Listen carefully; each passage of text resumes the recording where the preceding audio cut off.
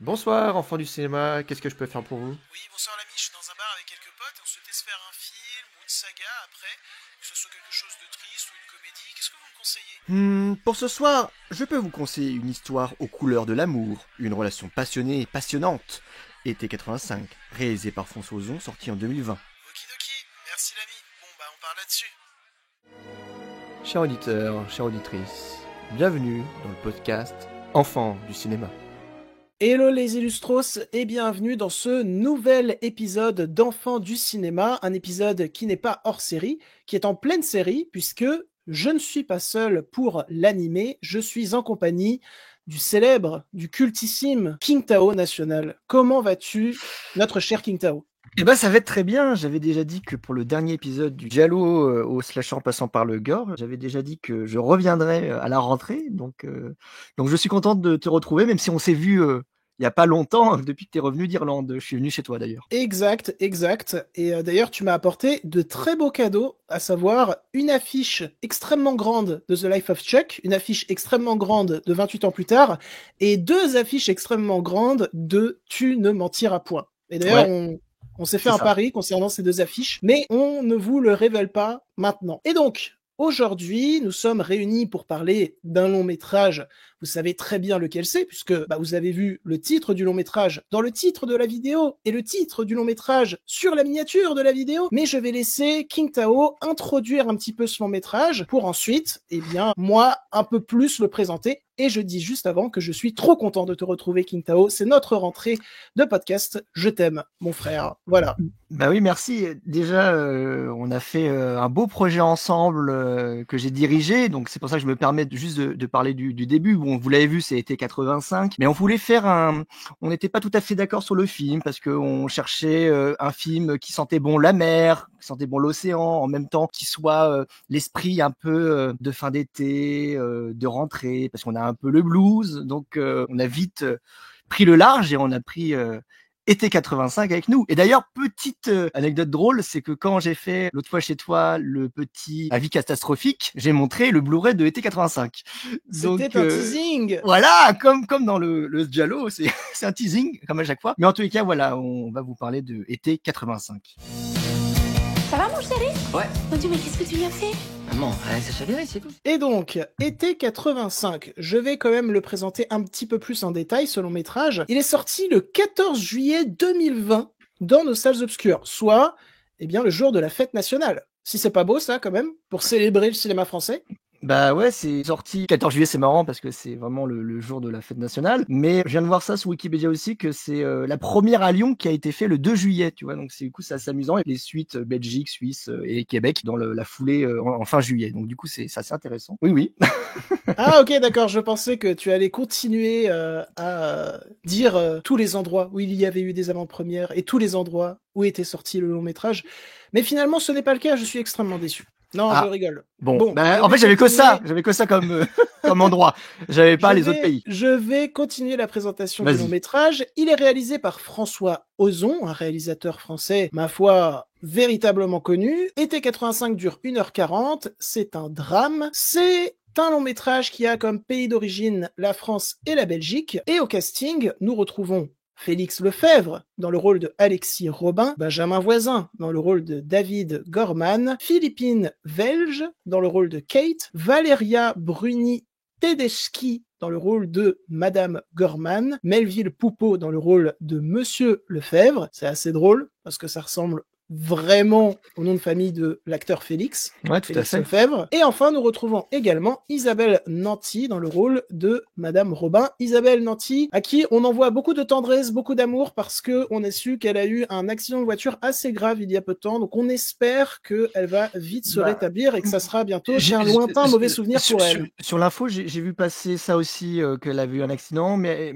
apparemment ça allait mieux. Mais après, je sais pas comment elle est rétablie, mais en tous les cas, ça avait l'air d'être peut-être plus de peur que de mal. Je sais pas. En tous les cas, j'ai pas vu un truc extrêmement traumatisant, si tu veux, sur Internet. Mais Eh rétablissement bien, à elle. on espère qu'elle se rétablira vite parce qu'on l'aime beaucoup. Voilà. Et donc, Été 85, qu'est-ce que ça nous raconte? L'été de ses 16 ans, Alexis, lors d'une sortie en mer sur la côte normande, est sauvé héroïquement du naufrage par David, 18 ans. Alexis vient de rencontrer l'ami de ses rêves, mais le rêve durera-t-il plus qu'un été? L'été 85, 3 petits points. Que de suspense, encore une fois, dans tous ces résumés que j'ai pu lire sur la chaîne YouTube. Avec ta mère, vous faites ça à tous les mecs qui viennent. C'est que c'est ma première fois. Tu te détends, tu résistes jamais au mouvement. Et donc, avant de donner notre avis en long, en large et en travers sur ce long métrage, eh bien, je propose qu'on explique un petit peu comment on l'a découvert et quel fut notre avis à la sortie de la séance. Et ensuite, on passera donc à un argumentaire bien plus détaillé, bien plus long. Bien sûr. Voilà. Et bien entendu, je te laisse commencer, notre cher King Kao National. Juste, je viens de faire un truc en live là. Je viens de regarder pour Isabelle Lanty. Apparemment, elle va bien. Voilà, il y a des nouvelles rassurantes après l'accident de la route. Donc voilà, je fais le truc pour. Voilà. Alors comment moi j'ai découvert ce film-là? Alors je sais plus trop. Je sais que à l'époque, quand les films m'intriguaient, j'achetais beaucoup de DVD et des Blu-ray quand c'était possible. Et en fait, la jaquette et puis je connaissais un peu François Ozon parce que mon film préféré de François Ozon jusqu'à ce qu'il y ait été 85, c'était 8 femmes. Ok, celui-là je l'ai pas vu, mais j'ai quand même vu pas mal d'autres François Ozon. C'est un film vraiment de drame pour 8 femmes avec ce meurtre. Est-ce que c'est un meurtre ou pas? Bon bref. Et il y a vraiment ce côté Agatha Christie, un côté un peu giallo en fin de compte dans ce film. Et j'avais beaucoup aimé et c'était vraiment, il y avait un espèce de fantasme par rapport à ce film-là parce qu'il y a une image d'un corps avec un couteau dedans, un peu à la, je disais Agatha Christie, qui m'a profondément marqué dans ma tête. Et donc après quand je suis allé voir d'autres films, ça m'est revenu en mémoire, mais en tous les cas le film d'été 85, j'ai pas de souvenir particulier. Je sais juste que comme je disais, je voyais les belles couvertures de DVD, de Blu-ray, j'achetais. Et du coup, c'est après où je me suis vraiment intéressé en me disant oui, c'est François Ozon. Et évidemment Benjamin Voisin dans le film qui la même année avait tourné La dernière vie de Simon. Et pour petite anecdote, c'est qu'il y avait une avant-première du film réalisée par Léo Carman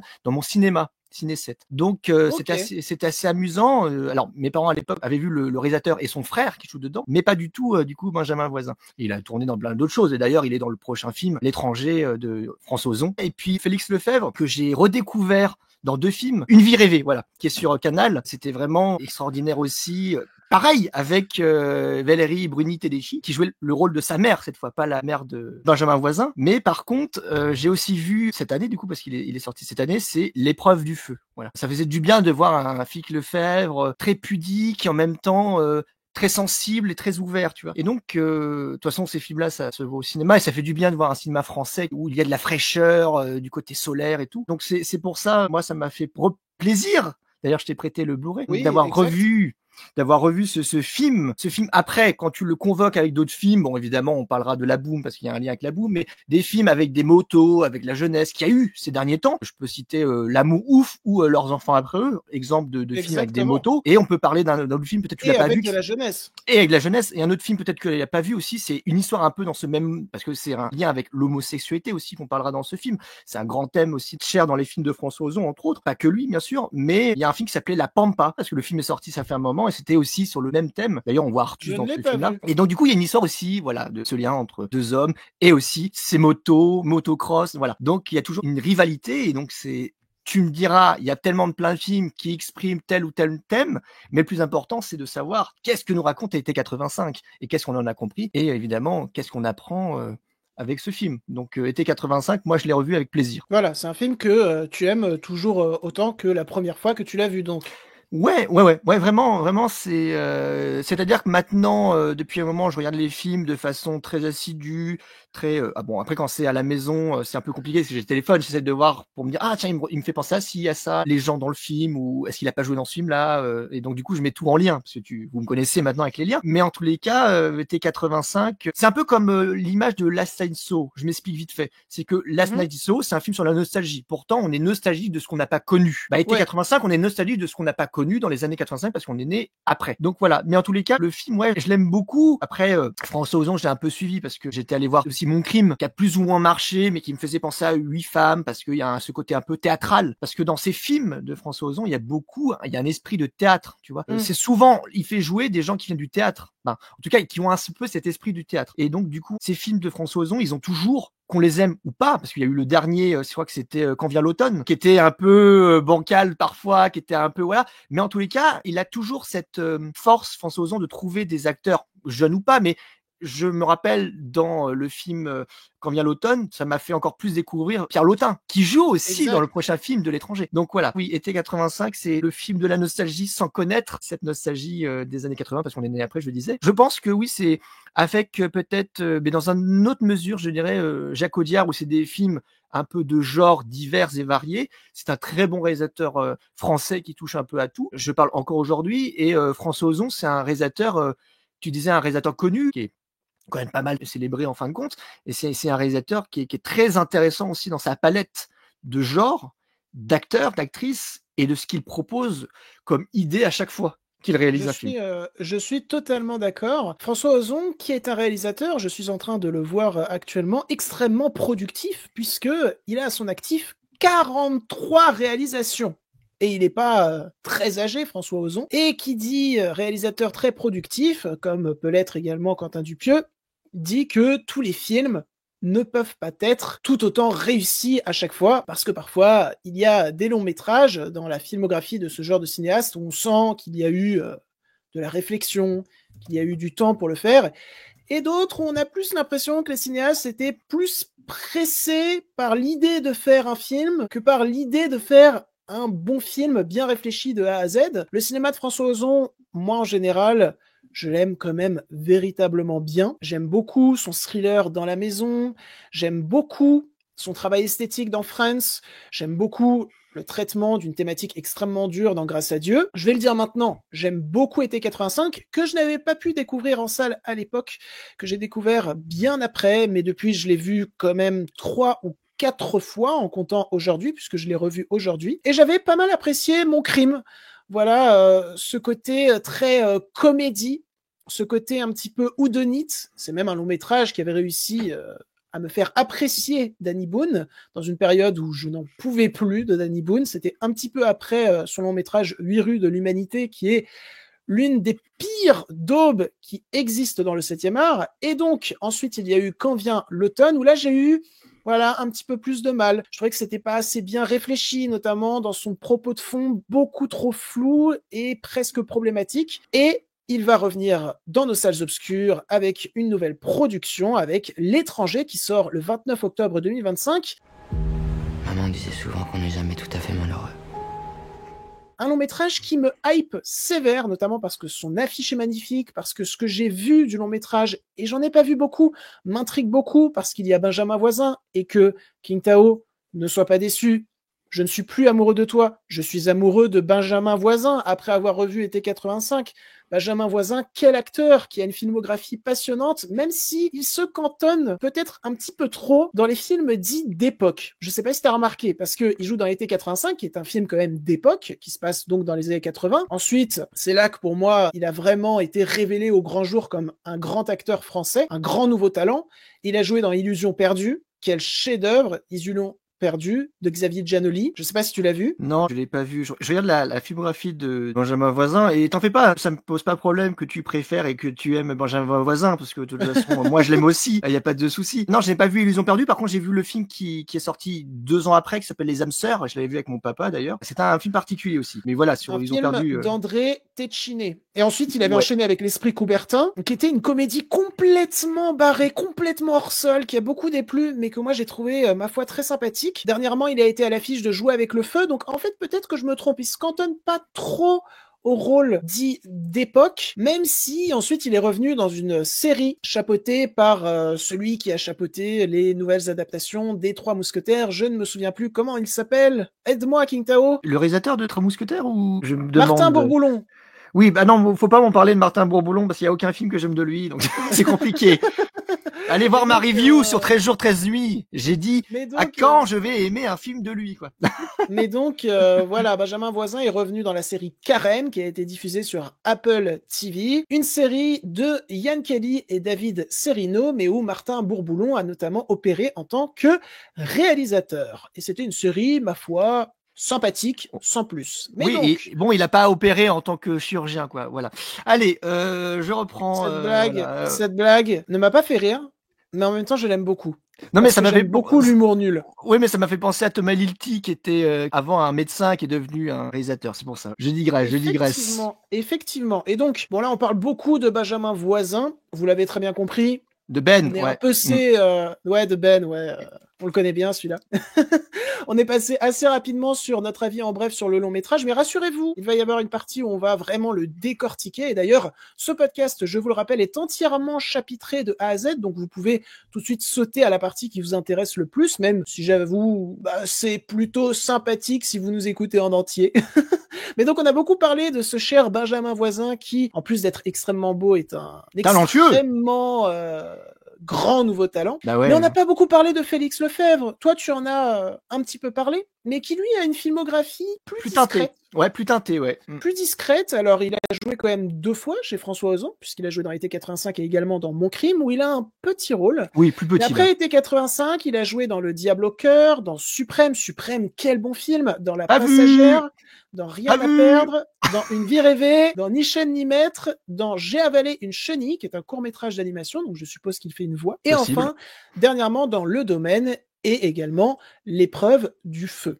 Une filmographie, plus discrète, avec des longs métrages qui sont moins mis en avant que ceux avec Benjamin Voisin. Après, est-ce que cela veut dire que ces longs métrages sont donc, par conséquent, inférieurs en qualité? Non, pas du tout. Absolument pas. Pas du tout, parce que je les adore, parce qu'elles sont certifiées par King Tao, donc c'est sûr que ça ajoute beaucoup de cachet. Non, mais j'ai beaucoup aimé Rien à perdre avec cette histoire de maman avec les problèmes qui en découlent toute seule de s'occuper de ses 2 enfants. Voilà, je crois que c'est ça, Rien à perdre dans mes souvenirs. Oui. Et parce qu'il y avait un film aussi avec Virginia Efira aussi, où il y avait aussi les problèmes avec des enfants. En tout cas, dans ce film, Rien à perdre, il y a Virginie Efira. Bah oui, c'est ce film-là, d'ailleurs. Voilà, bon, comme quoi. Ni chaîne ni maître que j'ai quand même bien aimé, parce que je trouvais que c'était un film qui parlait de l'esclavage sans que ça soit un côté comique comme dans Casse Départ. J'étais content de revenir sur un truc un peu plus drame, mais sans être dans le côté pathos. Et Une vie rêvée, j'en ai parlé au début. Voilà, je n'ai juste manqué Le Domaine après, voilà. Et La Passagère, je l'ai manqué, je voulais le voir parce que j'aime beaucoup Cécile de France, que je n'ai pas vu hier soir parce que j'ai vu Dalloway en avant-première, mais je n'expliquerai pas mon avis. Voilà. Voilà, il garde son avis en surprise pour vous, mais également pour moi. Mais donc, je pense que maintenant, on a quand même fait pas mal le tour, déjà sur notre avis en bref, qui a été vraiment très bref, et également sur la présentation du long métrage et la présentation des acteurs, du réalisateur. Je pense que nous pouvons enfin passer à notre avis détaillé sur Été 85 de François Ozon. Moi, on a des milliers de balades à faire ensemble. On se connaît que depuis ce matin. Pourquoi perdre du temps? On est tous mortels. Donc, je pense que je vais te laisser commencer, encore une fois.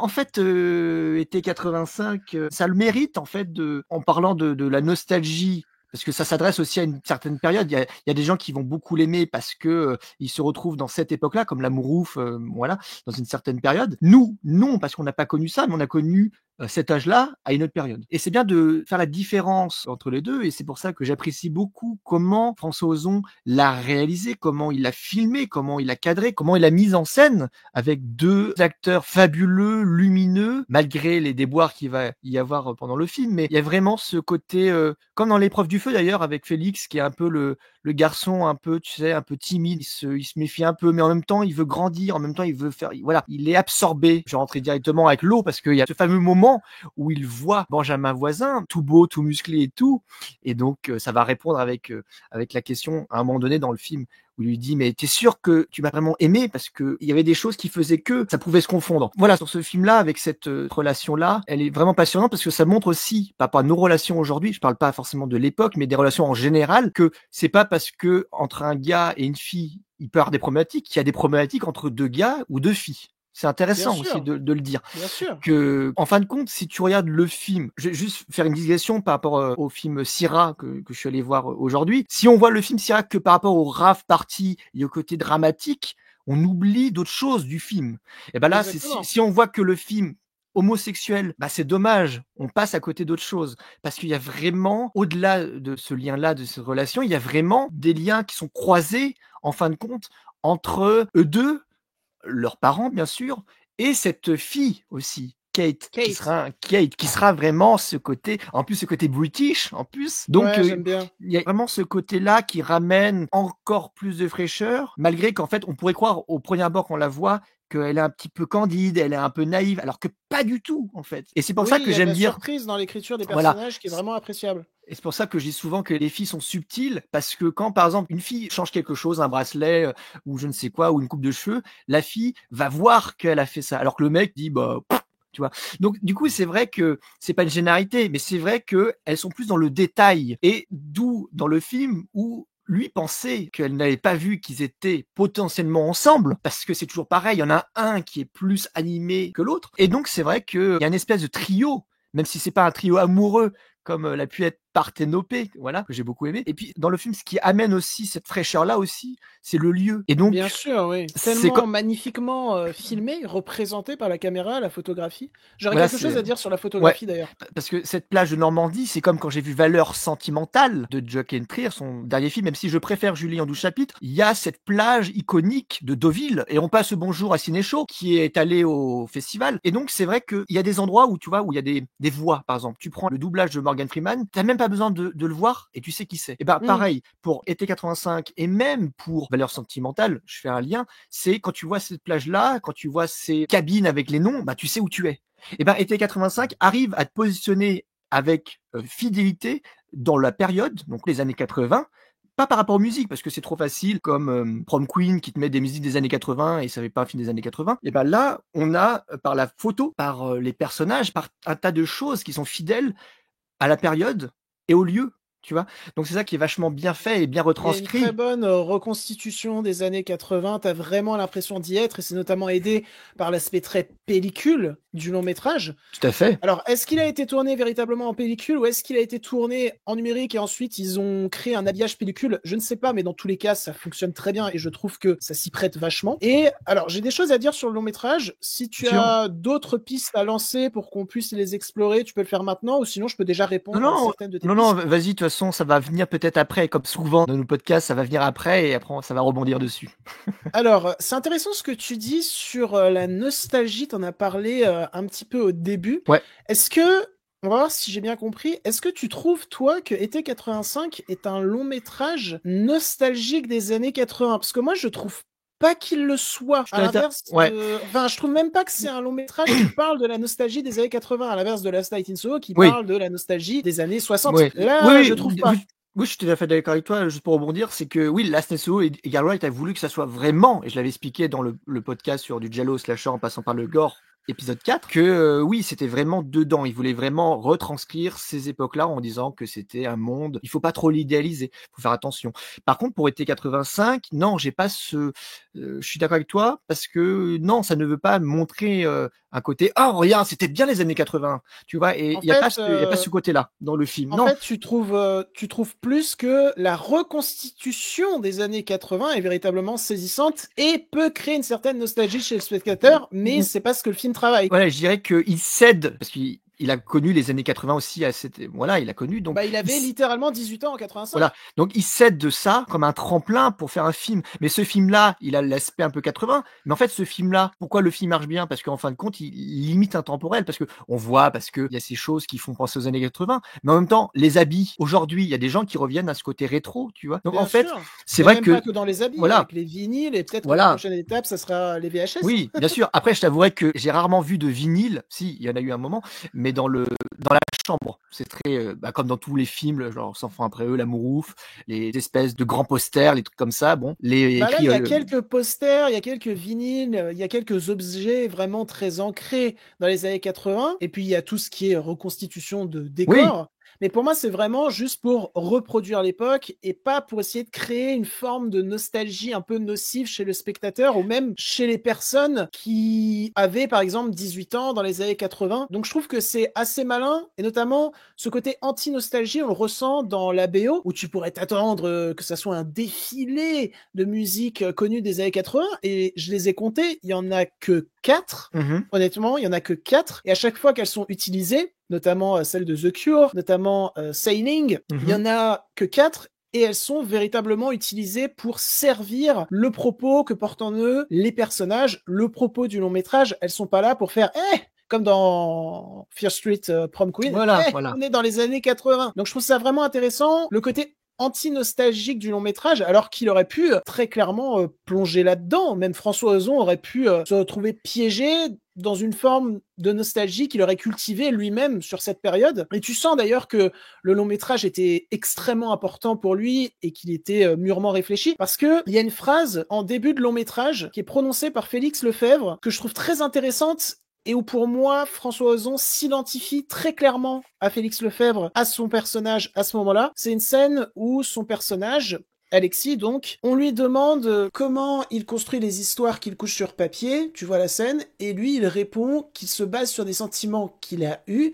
mais qu'après, il invente 2-3 trucs pour le bien de l'histoire. Et donc, j'ai vraiment l'impression, je sais pas si c'est adapté d'un bouquin ou non, été 85, je l'avoue, mais j'ai vraiment l'impression que c'est François Ozon qui nous dit cette histoire elle est extrêmement personnelle parce que dans ma propre vie à 18 ans, j'ai vécu quelque chose de parallèle, mais en même temps je vais pas complètement coller à la véracité de ce que j'ai véritablement vécu, je vais l'enjoliver, je vais rajouter des éléments qui ne se sont pas passés dans la vraie vie, mais pour que ça soit prenant et pour faire du cinéma en fait. Et donc moi je trouve ça très fort d'entrée de jeu de marier écriture, acting et mise en scène de la sorte de la part de François Ozon. Je trouve ça super efficace. Qu'est-ce que t'en penses? Non, mais je trouve que ce qui est bien, c'est qu'il a pas poussé à l'extrême ce côté des années 80, juste en reconstitution. Et Oui. ce que je rebondis sur ce que tu disais. Déjà, c'est une adaptation du roman La Danse du Coucou. Je viens de voir la Dance on My Grave d'Aidan Chambers. Mais oui, en fait, il a pas, comme tu parlais de Fear Street Prom Queen, qui est une horreur absolue sur le côté rétro, d'ailleurs. Une horreur absolue, ouais.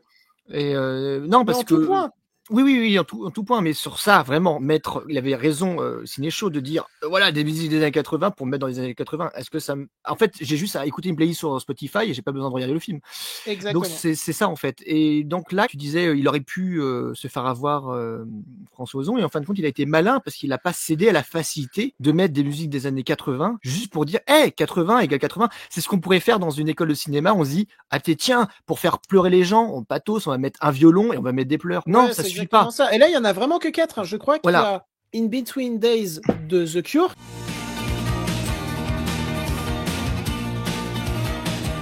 Qui, je le rappelle ici, est le meilleur groupe de tous les temps. Voilà. Ensuite, il y a Dans le fond, En rouge et noir de Jeanne Masse. Rouge et noir, j'exilerai ma peur, j'irai plus haut. Qui, je le rappelle, est l'une des meilleures musiques de tous les temps. J'adore Jeanne Masse, j'adore En rouge et noir. Oui, moi aussi, j'adore. Non, c'est pas En rouge et noir, en plus, je me trompe. Ah bah voilà, moi j'aime bien Johnny. C'est toute première fois, je crois. Oui, toute première Johnny fois. est vraiment pas mal aussi. Ouais, et puis ensuite, il y a Sailing, et ensuite il y a Star de la pub. Mais Star de la pub, je sais même pas si c'est une musique qui a vraiment existé dans les années 80. Si. Parce que quand tu l'écoutes sur Spotify, il y a marqué Movie Music. Mais c'est le nom du groupe ou c'est... Je sais pas. Mais en tout cas, j'adore cette musique. Non mais je l'ai écouté il y a pas longtemps, donc oui. Et puis il y a aussi Quintao aussi qui est. Ouais, elle est super cette musique-là. C'est le personnage préféré des années 80 aussi. Voilà. On le rappelle, on l'avait dit dans un précédent podcast, tu es un vampire. Donc voilà, a vampire. Yeah. Non, mais sincèrement, par rapport à même autant des musiques des années 80, non, il y en a pas tellement. Et je trouve que ce qui est vachement bien fait, c'est que on se sent dans cette époque-là sans forcément te dire, voilà, je vais être lourd, je vais te mettre des musiques des années 80, mais j'ai pas trouvé d'autres moyens. Oui, tu en vois, fait, on se sent dans cette époque-là sans se dire pendant 1h40, oh, j'aimerais tellement y être. Non, je dis juste, ok, c'est les années 80, et c'est très bien reconstitué, mais point, quoi. En plus, c'est léger, c'est pas genre, je viens avec mes gros sabots et je te dis, voilà, tiens, prends mes vinyles, prends mes films et tout, et des années 80, donc je trouve que non, c'est très bien abordé, c'est très bien amené. Après, c'est pas pour rien non plus que le film se passe dans les années 80, puisqu'il me semble que c'est en 1982 qu'il y a eu la dépénalisation de l'homosexualité. En France. Et en France, oui, bien sûr. Et que encore dans les années 80, il y avait énormément de préjugés et d'homophobie pure en fait. Donc Ah oui, tout à fait. suivre ce couple qui est en train de se former et qui crie leur liberté, leur envie de s'éclater, de vivre librement dans ce contexte des années 80, ça rajoute une force au propos du long métrage, ça rajoute le fait que nous spectateurs on peut être émus par cette histoire. Donc je trouve que c'est vraiment une très bonne utilisation des années 80. Et pour passer à autre chose, moi je trouve surtout que ça va paraître un peu bête dit comme ça, mais un grand film sur l'amour. Et en fait, pas que l'amour entre le personnage interprété par Félix Lefebvre et le personnage interprété par Benjamin Voisin. Évidemment qu'on va cultiver leur amour naissant, leur amour finissant également, mais c'est aussi un film sur l'amour que peut porter des mamans à leur enfant. L'amour absent d'un père, l'amour trop présent de manière discutable de la part d'un père qui est toujours là, parce que quand tu prends le père de Félix Lefebvre, lui il pense que pour montrer son amour à son fils et montrer que son fils compte à ses yeux, c'est vraiment lui dire écoute gamin, tu vas arrêter de t'amuser même si c'est les vacances, tu vas trouver un taf très rapidement, parce que pour lui, aimer son fils, c'est vraiment s'assurer que son fils ait une vie stable, avec un travail, etc., etc. Alors que t'as sa mère qui est là en mode, bah moi, aimer mon fils, c'est vraiment souhaiter qu'il fasse ce qu'il a envie de faire dans la vie, tout en rejoignant un petit peu la thématique du père, en disant, c'est important que tu fasses ce dont tu as envie dans la vie, mais il faut aussi que ça te rapporte de la thune. T'as l'amour absent pour le père du personnage interprété par Benjamin Voisin, t'as l'amour trop présent, voire un petit peu malsain de la mère du personnage interprété par Benjamin Voisin. Voilà, en fait, pour moi, c'est un grand film sur toutes les petites ficelles de l'amour, ce qu'elle cultive, ce qu'elle crée, ce qu'elle détruit, et je trouve que c'est merveilleusement bien géré, c'est ultra efficace à l'écriture, parce que c'est pas non plus avec des gros sabots, des grandes phrases, ça passe beaucoup par vraiment l'interprétation des comédiens et des comédiennes qui sont excellents, que ce soit Félix Lefebvre ou Benjamin Voisin en tête, parce que je suis amoureux de lui, voilà, je l'ai dit dans ma review Letterboxd, s'il te plaît, rappelle-moi Benjamin, parce que là, vraiment, je commence à paniquer. Mais donc, qu'est-ce que tu penses de tout ça? Est-ce que tu avais perçu ça, ou est-ce que tu avais perçu autre chose, toi? Juste avant de répondre sur le thème de l'amour, je voulais juste revenir sur l'homosexualité, parce que moi, quand j'ai fait mes études en ce qu'on appelait les PACES à l'époque, là, ce qu'on appelle la première année commune aux études de santé, j'avais vu de passer que l'homosexualité était vue comme une maladie par l'OMS jusqu'aux années 80. Et là, j'ai en face de moi C'est grave, quelque chose dessus. Ouais, le 17 mai 1991, l'Organisation mondiale de la santé, donc OMS, a rayé l'homosexualité de la liste des maladies mentales. Maladie mentale. En Supprimée, 91, donc après les événements du film. voilà, supprimée officiellement en 1992 dans la classification internationale, ouais, ICD-10. Voilà.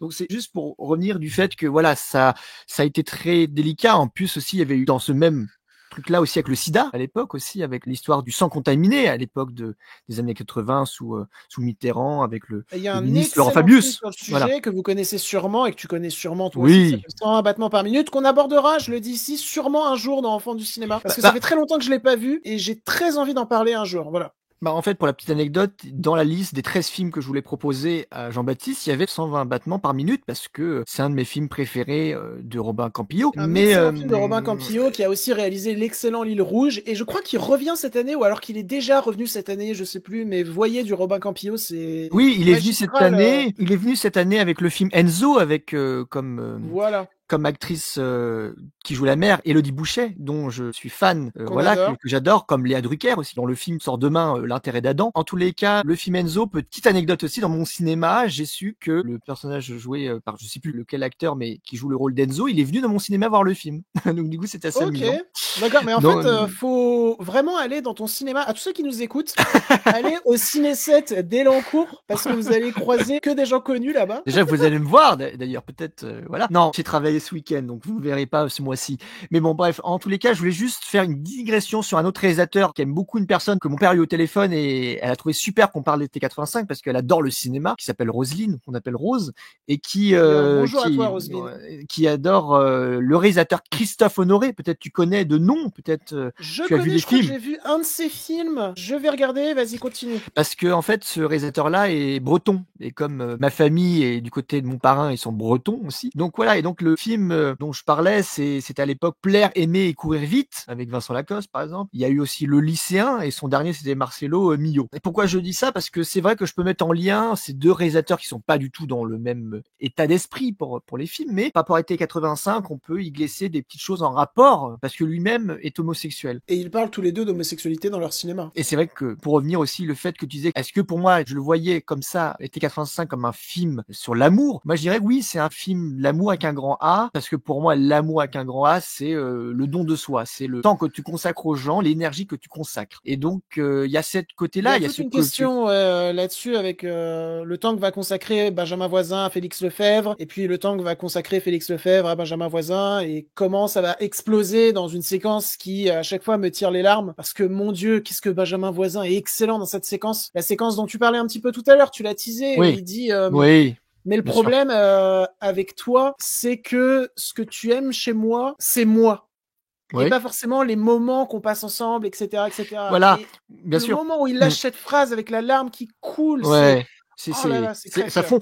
Et ça me fait penser au passage, tu me repenses là, parce que je l'ai vu avant que tu le revoies. Kate, qui dit, et moi je suis d'accord avec elle, qu'il y a beaucoup de gens qu'on va peut-être se mettre avec quelqu'un ou tout ça, où on idéalise une personne. C'est pas parce qu'on le voit que sur son bonjour, c'est parce que aussi, on voit plus l'esprit de la personne. On est amoureux. On est hypnotisé par ce que dégage la personne plus que la personne. Oui, bah oui, elle le dit à la fin, et c'est Voilà. vraiment le point culminant du propos du film, parce que Voilà, clairement, le personnage de Félix Lefebvre est amoureux de l'idée qu'il se fait de Voilà. Benjamin Voisin. De l'idée qui se fait de lui. Et puis voilà, c'est un peu le résumé de cette histoire, en gros, si on exagère le trait. Et en même temps, en fait, cet amour-là continue. Parce que lui, il s'en veut par rapport à ce qui s'est passé, évidemment. Accident, c'est pas accident, bon bref. Et c'est là où on revient sur le côté, tu parlais de l'amour des parents, quand lui, il rentre à la maison et que la mère le voit comme ça, et lui dit « je vais me coucher ». J'ai terminé le travail. Et voilà, et c'est vrai qu'on est dans ce côté-là où on l'a peut-être connu, on l'a plus vécu quand on a eu un chagrin d'amour, quand on a eu un spleen, quand c'est le Blue Monday, quand c'est le dimanche et qu'on n'est pas bien et qu'on essaie de se réconforter avec un chocolat chaud si c'est l'hiver ou un plaid ou je sais pas quoi. Mais il y a ce truc-là où on est face à soi-même et on se dit qu'est-ce qui va y arriver demain? Et en même temps, on n'a pas envie que ça soit demain, mais en même temps, on n'a pas envie que ça reste aujourd'hui. Et donc, Oui, c'est je vrai vois que, exactement tu vois, ce dont tu parles, c'est exactement ce que je ressens quand je te vois pas pendant longtemps. voilà, c'est pour ça. On vous mettra dans une vidéo tous les messages qu'il m'a envoyés en Irlande. Je m'aime beaucoup. Non, mais c'est vrai que je trouve qu'il y a malheureusement aujourd'hui des films qui sont très dans le pathos, tu vois, qui font couler la larme à l'œil. Et c'est pour ça que je suis d'accord avec Jean-Baptiste Torret, dont j'avais parlé dans le Giallo au slasher en passant par le gore. C'est que pour qu'on soit à même d'éprouver un sentiment pour un personnage, c'est qu'il faut qu'il soit bien construit, mais il faut qu'on s'y attache. Et par rapport à ces personnages-là, que sont les deux acteurs, on s'y attache. On s'y Et ça- attache parce que ils font très personnage du réel et pas forcément personnage du cinéma. En Voilà. fait, ce qu'il va y avoir de cinéma dans le film, c'est toutes les interprétations autour de ces personnages, que ce soit avec la caméra de François Ozon ou avec toute cette thématique du... L'important, c'est pas l'histoire qu'on porte en nous, c'est comment on va la raconter. Mhm. Et il y a notamment tout un message très fort avec le personnage interprété par Melville Poupeau, qui explique que par moment, pour raconter une histoire, ce n'est pas les mots qui sont importants. Les mots, quand je dis ça, les mots qui vont sortir de notre bouche, Bien sûr. c'est les mots qu'on va coucher sur papier. C'est comment on va délivrer cette histoire, avec des artifices ou non, mais pour délivrer le véritable propos de cette dernière. Et moi, je trouve ça vachement intéressant et très fort. Ouais, je suis tout à fait d'accord avec toi. En plus, c'est vrai que à l'ère du téléphone et tout ça, il y en a qui sont plus doués par l'écrit que par l'oral et vice versa. Et donc, des fois, on a l'impression que des gens sont timides, mais en fin de compte, quand tu les vois écrire, eh ben, on est subjugué. Eh ben, c'est vrai qu'il y a vraiment plein de points très importants dans le film. Donc, tu parlais de ce professeur joué par Melville Poupeau, avec, tu parlais des poids des mots qui sont couchés sur le papier. Et donc, ce papier-là est retranscrit par la machine à écrire. Et donc, c'est encore plus important parce que on retrouve, et ça marche parce que on n'est pas à écrire sur un téléphone. Donc là, on écrit vraiment. Et encore, on pourrait écrire à la plume, mais là, on écrit sur une machine à écrire. Donc là, on est vraiment dans le côté très personnel. On est très, et c'est pas une question d'époque, mais c'est vraiment, on se sent très proche. Parce C'est que vraiment, on tape nos sentiments sur papier, quoi. oui, et il y a quelque chose que disait ma maman, elle disait les écrits restent. Et c'est vrai que c'est important parce que quand il y a des choses qui arrivent, on est content que ah, tu vois, il y a écrit ça, donc voilà. Donc c'est vrai que ce passage-là, il y a plein de passages de été 85 qui valent le coup d'être vus parce que bon, je parlais au début dans l'introduction, je parlais de la boum, évidemment, ce fameux passage avec le casque, mais ça c'est peut-être la référence la plus évidente. Et même dans la boîte de nuit. Et oui, dans la boîte de nuit. Et pourtant, je suis quelqu'un qui a horreur des passages dans les boîtes de nuit et les plans en drone. Parce que je trouve que c'est un peu cliché comme les trucs un peu à la American Pie de l'époque où on fait des soirées avec des verres à la bière Pong rouge, machin en plastique. Ouais, je vois. Un peu le truc de, tu vois, c'est allez, vas-y, on met des bouteilles et tout. Un peu un truc comme à la 3DS à l'époque pour mettre plein le bazar. Un projet X, on met plein de verres, de bouteilles, ok. Mais tu vois, mais je trouve que ça fait cliché. Alors qu'il y avait pour faire une petite abstraction comme ça, un passage que j'aime bien du début, c'est American Psycho, c'est le début avec la scène dans la boîte de nuit où c'est du bleu. Et pourtant, j'adore le rouge. Mais je trouve que le rouge fait très cliché dans les boîtes de nuit parce que c'est toujours un peu, ça colle, ça serre, ça danse. Bon, voilà, bon, bref. Mais c'est jamais très intéressant, c'est jamais bien abouti. Et là, par contre, pas parce que c'est une boîte, je sais pas si la boîte est gay d'ailleurs, mais on s'en fout de toute façon, mais on sent que c'est une boîte un peu de vacances, tu vois, que c'est pas genre, tiens, tu peux pas venir parce que t'es pas bien habillé, t'es pas bien sapé, tu vois. Non, non, il y a vraiment ce côté limite folklorique parce que t'as l'impression que c'est évidemment les années 80 parce que la musique passe des années 80, mais tu me diras, il y a des boîtes aujourd'hui où il y a des musiques des années 80 pour des personnes qui ont connu ça.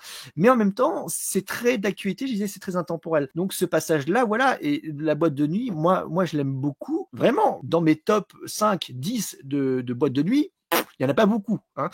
Donc, au cinéma. Au cinéma, oui, parce que je vais jamais dans les boîtes de nuit. Parce que ce qui est super intéressant dans ces séquences de boîte de nuit, et on va passer un petit peu sur la mise en scène, bien sûr, c'est que durant cette séquence de la boîte de nuit, on va avoir un très long moment où il va y avoir des lumières clignotantes. Et pour moi, ça indique très clairement que l'histoire d'amour qui est en train de vivre le personnage de Félix Lefebvre et le personnage de Benjamin Voisin, elle est épistolaire, qu'elle va passer en coup de vent. Il y a d'autres indices à la mise en scène, comme le fait que beaucoup de scènes entre les deux personnages se passent soit de nuit, soit au crépuscule. Donc comme si on nous disait que cette histoire d'amour commence sans jamais commencer, qu'elle va tout de suite s'éteindre. Je trouve ça véritablement intéressant et en plus de ça absolument magnifique, la façon dont il canalise la lumière des crépuscules avec cet aspect pellicule, c'est vraiment magnifique. Tout comme le reste des couleurs du film. Mais ce qui est intéressant dans cette boîte de nuit, je vois ce que tu veux dire, où souvent même, par exemple, tu prends dans un film qui a rien à voir, mais dans The Batman de Matt Reeves, il y a toute une séquence de boîte de nuit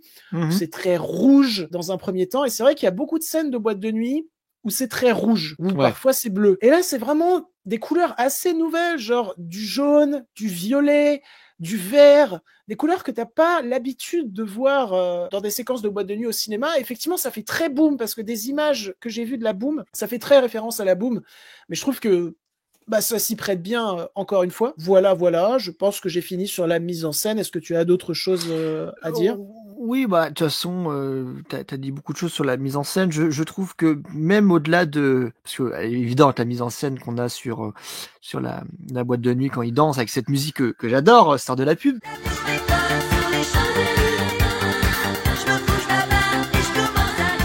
Mais même dans la mise en scène, je voulais rebondir sur le fait, tu disais, le crépuscule, ça commence sans jamais se terminer. Il y a un espèce de jeu du désir aussi dans cette mise en scène où eux se cherchent du regard aussi, parce que c'est important. Moi, j'adore les scènes où il n'y a pas forcément du dialogue. C'est pour ça que j'adore les films de Brian De Palma, parce que c'est beaucoup de la sensation plus que de l'histoire, disons-le. Et donc, oui, il y a vraiment ce jeu-là, des regards. En même temps, tu l'aimes, mais en même temps, tu sais que peut-être c'est une amourette de vacances, et en même temps, t'aimerais bien y croire. C'est un peu le côté du fantasme quand on a 15 ans, par exemple, tu vois. Donc c'est ce recherche d'expérience.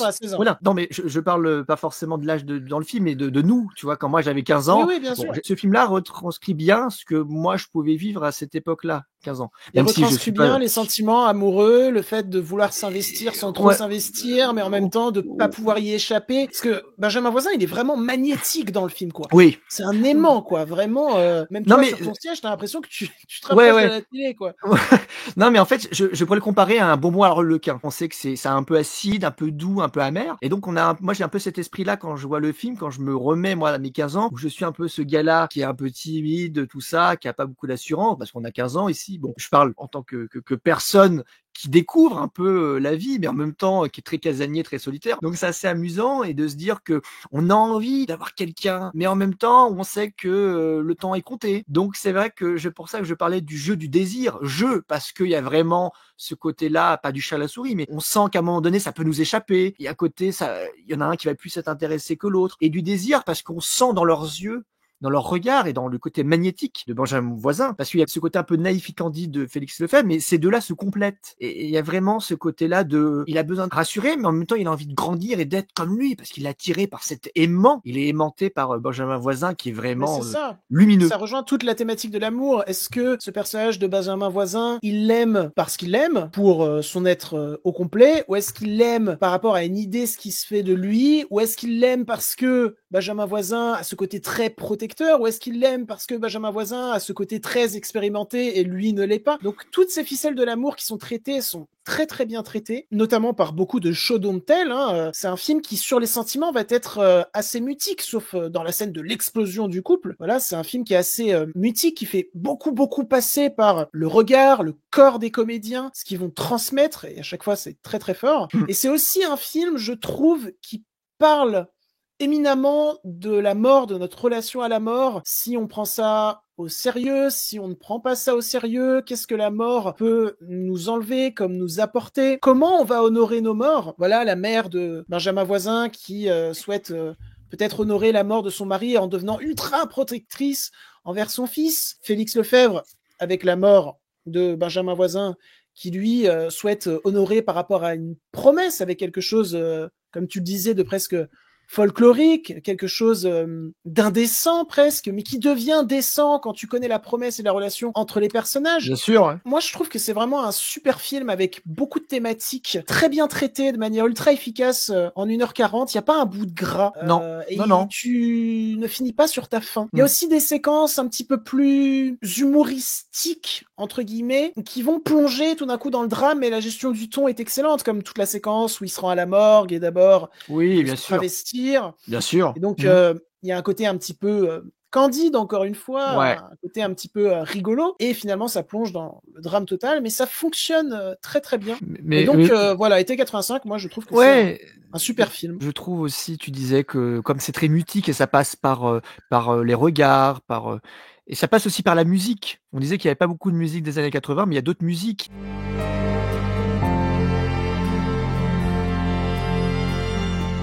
Je repense à la scène de fin qui prend le contre-pied sur la scène du début, évidemment, parce qu'on voit le thème du début, et il parle en voix off et on comprend pourquoi il est ici par rapport à la fin. Et donc cette fin-là, pour ça, l'amour avec un grand A, il est partout dans le film. Elle est vraiment distillée partout parce qu'en fin de compte, on remarque qu'en fait, que l'amour perdure même s'il est plus là. Parce qu'il s'était donné comme promesse d'aller danser sur la tombe. Quand l'un partira, de danser sur la tombe. Et donc, je trouve que c'est vachement impressionnant parce que c'est déchirant aussi. Parce que, évidemment, il a profané une tombe. Ça, c'est vrai qu'il faut pas danser sur une tombe, c'est vrai. Mais en même temps, il met son Walkman qui rappelle les années aussi 90 aussi. Et il met la musique qu'il met sur les oreilles. Et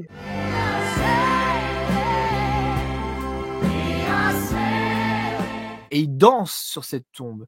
Bah, ça me rappelle penser, je crois que c'est Boris Vian, c'est j'irai cracher sur vos tombes ou un truc comme ça. Mais là, c'est j'irai danser sur ta tombe. Et aussi, quand il va chercher la tombe, et c'est pour ça que je voulais revenir sur ça, c'est que quand il va trouver la tombe, parce qu'il n'y a pas grand-chose, il n'y a que de la terre, Benjamin Voisin, il y a le prénom de son père, il y a écrit Simon Gorman. Et c'est marrant, parce que je disais que Benjamin Voisin s'appelait Simon dans le film La dernière vie de Simon, qui est tourné la même année.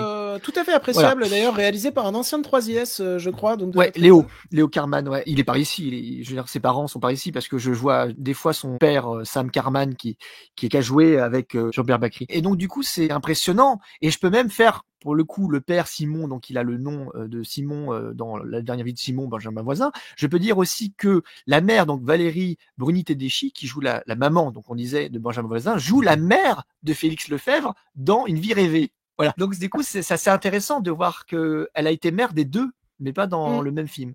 C'est un bel hasard. C'est marrant. Et puis, il y a une actrice que j'aime beaucoup dans le film Une vie rêvée qui s'appelle Lumna Zabal, qui a joué dans un film qui s'appelle Rabia. Bon, voilà, je t'en ai parlé, que j'aime beaucoup aussi, cette actrice-là aussi. Donc, voilà. C'est vrai que par rapport à été 85, tu parlais de la mise en scène, oui, il y a plein de choses et il n'y a pas de gras, il n'y a pas de temps mort, parce que ça arrive quand à un moment donné, ça va peut-être potentiellement un peu s'affaisser, ça revient, ça remonte. J'avais eu ça dans Top Gun Maverick, quand il y a un moment où ça repart. Et là, on est sur Blockbuster. Mais là, on est vraiment sur le film, entre guillemets, auteur, parce que c'est adapté d'un livre. Mais d'un côté, c'est très original par le fait comment c'est amené. Et la mise en scène, voilà, est géniale pour le coup. Donc, je te rejoins absolument sur ça. Ok.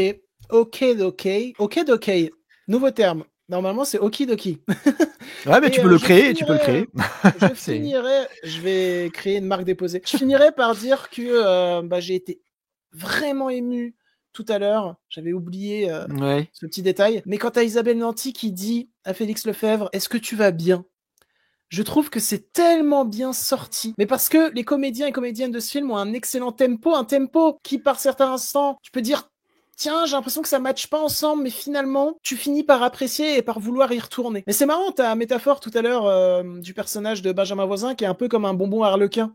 Oui. C'est-à-dire, c'est acide, donc en soi, on aime Ouais, pas c'est beaucoup, surtout mais en fait, c'est surtout on leur a relation. constamment envie d'y Ouais. retourner, tu vois, en Oui, fait, comme en fait, avec les bonbons harlequins. Oui, en fait, c'est surtout leur relation plus que lui, mais lui, il va avec la relation de ce côté un peu acide, le côté que ça se déchire. Et d'ailleurs, pour rebondir sur le fait, je rebondis énormément sur tes propos, Boing, c'est que boing. le moment, voilà, boing, boing, boing, boing, en fait, c'est le passage quand il va voir la mère de Benjamin Voisin, parce qu'à un moment donné, il l'appelle aussi, il veut voir le corps, mais il y a un moment donné, il dit il s'est tué pour toi, il voulait te voir. Et c'est C'est vrai la que mère qui dit ça. oui, c'est la mère qui dit ça. Et moi, ça m'a déchiré quand même parce que je me dis d'un côté il y a la mère qui est à fond sur son fils parce qu'elle adore, elle le protège, surprotège tout ce que tu veux, mère poule, mais en même temps il lui dit la vérité en disant que lui il était à fond sur lui en voulant, il est allé, bon il s'est tué en voulant aller le voir. Et donc c'est vrai que tu dis il y a vraiment un amour qui est limite peut-être on va dire un peu tragique, mais tragique dans l'amour on peut dire dans les tragédies grecques. Et donc Oui. c'est vraiment il y a un côté très c'est un peu comme toi avec Syrah, quand j'ai écouté ton podcast, c'est tu t'es sur tes fesses, comme ça, tu dis oh, punaise à la fin du film. Donc c'est vrai qu'il y a vraiment ce côté-là très voilà. Donc c'est vrai que et je peux même rebondir sur ce que tu as dit. Voilà, même si les moments sont difficiles, on n'abandonne pas. Et donc je trouve que voilà, il abandonne pas lui-même. Il croit toujours à cette relation-là. Il a fait exister, vivre, pas autre chose. Et c'est ce que je Mais pensais. Voilà, là où c'est ouais. fort, c'est qu'il croit toujours en cette relation-là, il accepte qu'elle a existé, et c'est bien ça, il accepte qu'elle a existé, il arrive quand même à s'en défaire dans la fin du long métrage, pour qu'il n'y ait pas un côté trop tragique non plus, un côté un petit peu rassurant pour le personnage et pour le spectateur. Et il y a quand même dans le film ce côté, tout est écrit dans la vie. Notamment avec le personnage de Félix Lefebvre, qui nous accompagne en début de récit, qui nous dit cash, bah voilà, la personne dont je suis tombé amoureux, que vous allez voir dans cette histoire, eh bien elle est morte. C'est dit d'entrée de jeu, quoi. Oui, bien sûr. Donc il y a ce côté, tout est écrit. L'important, c'est de prendre le temps de la réflexion pour comprendre ce qu'on a vécu, notamment avec toute cette thématique de coucher sur papier nos sentiments, nos événements personnels, et donc de prendre le temps de la réflexion sur ce qu'on a vécu, accepter que ça existait, mais aussi de passer à autre chose, parce que de toute manière, c'est que ça qui pourrait nous garder en vie, nous permettre de vivre à nouveau. Et tout ça, c'est écrit. Donc moi, je trouve que c'est un excellent long métrage, c'est mon François Ozon préféré, et de loin. Okay. Et je pense que c'est un film qui peut devenir un film culte de niche, tu vois. Oui, oui, bien sûr. Vraiment. Parce que il est tout bonnement excellent. Oui, et puis il Voilà. n'y a pas de mensonge sur la marchandise dès le début. Parce qu'il y a des films où Télérama a mis 4 sur 5 ou je sais pas quoi. Des fois, il y a des films, quand j'ai vu Syrah aujourd'hui, pour rebondir dessus, c'est que des fois, je me demande des gens, est-ce qu'ils ont vu la bande-annonce ou est-ce qu'ils savent de quoi parle le film? Bon, des fois, il y a des films où on s'en doute, c'est horreur, donc on sait vers quoi on va, vers le genre, mais il y a des films, des fois, on se demande si on sait. Bon, il y a des trucs aussi où on peut pas savoir, mais des fois, on vient comme ça, tu vois, comme quand on allume la télé, tu dis, ah, paf, on a ces news en pleine tête. Bah, tu vois, c'est ça. C'est une image pour dire que c'est un flux d'informations continu et on n'a pas eu ça alors qu'on était sur Arte la veille, tu vois, plus calme. Donc c'est pour ça, je dis ça, il n'y a pas de mensonge sur la marchandise, on le sait direct, comme tu disais, direct, franc jeu, hop, voilà, il est mort. Bah, c'est un peu comme... C'est un film qui est franc, ouais. Voilà, c'est un peu comme L'étranger, la fameuse phrase, j'ai pas lu le livre d'Albert Camus, mais je l'ai à la maison. Maman est mort aujourd'hui ou hier. Bon, voilà. Il y a vraiment, ça annonce la couleur. Et pas la couleur, les couleurs. Donc les couleurs de l'amour, en gros, si on peut résumer ça joliment. Il y a vraiment plein de choses à voir dans ce film, et je suis d'accord avec toi que d'un côté que oui, ça peut être un film culte. Est-ce que c'est un film culte de niche? Oui. Après, bon, ça dépend de ce qu'on appelle film de niche. Est-ce que un film qui est pas très connu des cinéphiles, c'est niche? Est-ce que c'est un film d'autres gens? C'est voilà. Mais en tout cas, oui, dans les François Ozon.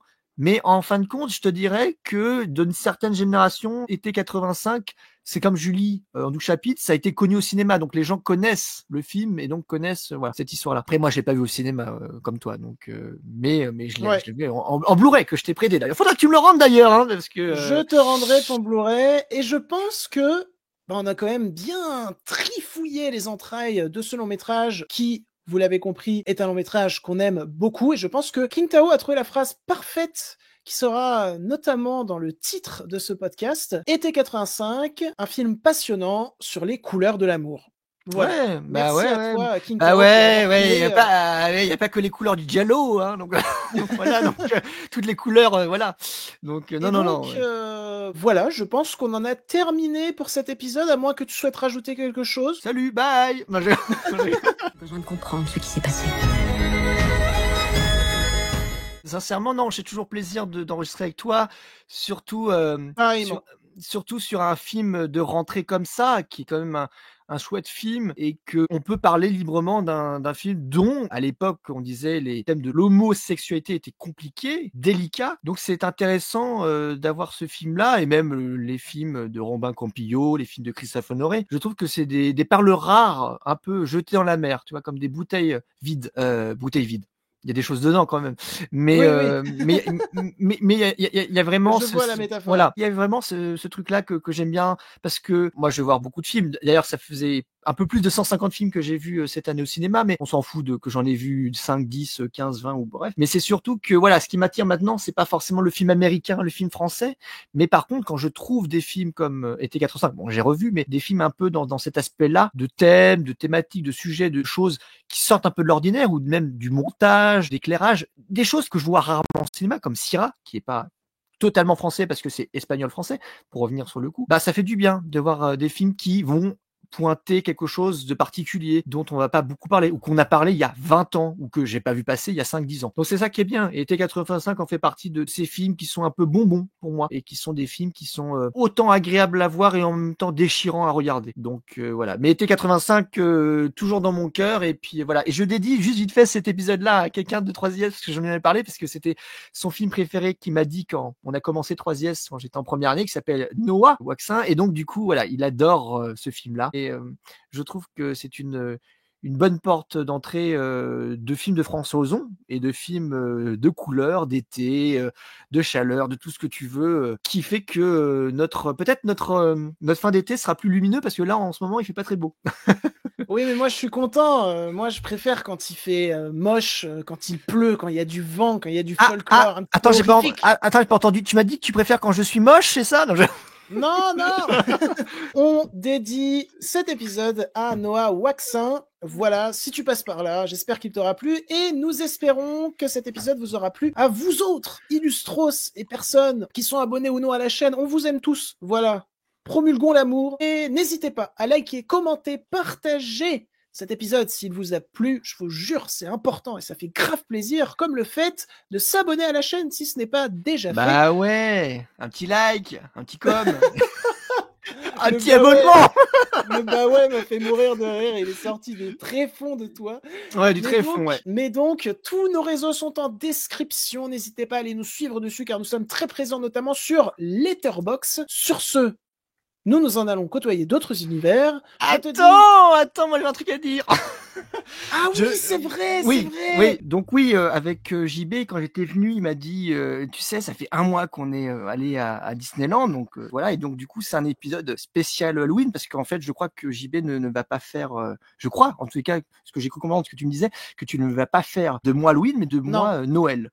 Donc, on a décidé de faire en revenir sur une attraction qui a un lore très fort à Disneyland Paris, qui est Phantom Manor, et on va parler de 2 films du Manoir hanté, le premier avec Eddie Murphy et Exactement. 999 fantômes, et le Manoir hanté qui est sorti il y a quelques années. Et donc on parlera de ces 2 films en lien évidemment avec l'attraction, et d'autres choses voilà, que je garde en suspens, parce qu'il y a plein de choses qui sont en lien, voilà, parce que j'adore les liens. Donc voilà, donc ça sera cet épisode là pour Halloween. Et moi de mon côté, j'ai terminé. Je redonne la voix à Jean-Baptiste, à JB illustre connu, et donc moi ça a été un plaisir d'enregistrer avec toi, et puis je vous dis à plus. Salut. Eh bien, pareillement, merci beaucoup à toi, King Tao. C'était un plaisir d'enregistrer cet épisode avec toi. C'est notre rentrée. On a plein de belles choses prévues pour la fin d'année dans ce podcast, et pour l'année prochaine, où nous avons prévu beaucoup de choses. Sur ce, on espère que ça vous a plu. On s'en va côtoyer d'autres univers, et on vous dit salut!